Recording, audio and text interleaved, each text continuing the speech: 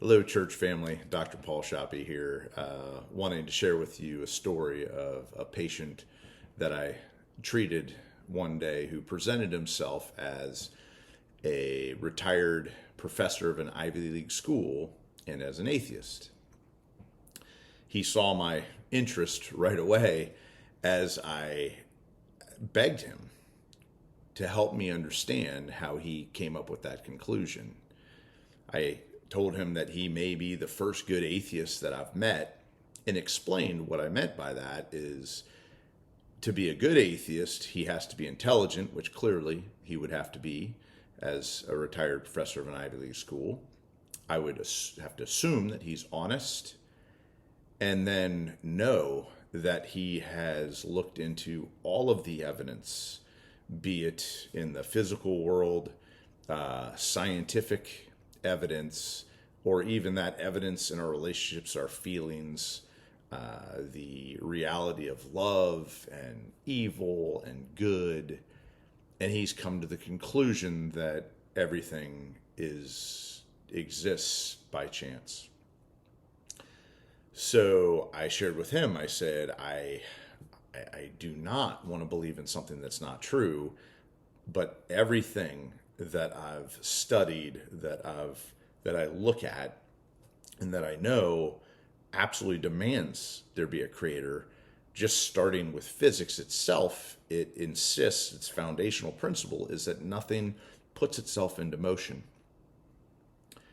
So I looked at him in hopes and an expectation of an answer, and I said, how did you get past that? And he looked at me almost disappointing. I was disappointed to hear his answer. He said, well, there is that. So when he said that, he could see my clear disappointment and said, I thought maybe you were going to give me some evidence that I hadn't considered in order to grow closer to the truth. It identifies a reality that is a little unnerving in how few people give consideration to that fundamental question. I find myself often, when speaking to a believer or non-believer alike, pointing out that all of us agree that we're going to take a last breath. And I promise them at that last breath, you're going to be hoping one of two things.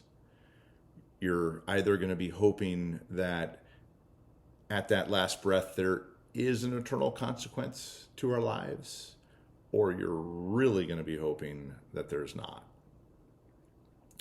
So I would encourage anyone listening or watching this video to give consideration to that absolute reality and weigh both options, that there is or there is not, but be certain that there is an enormous amount of evidence that points to the fact and the hope is secure that eternity does await us.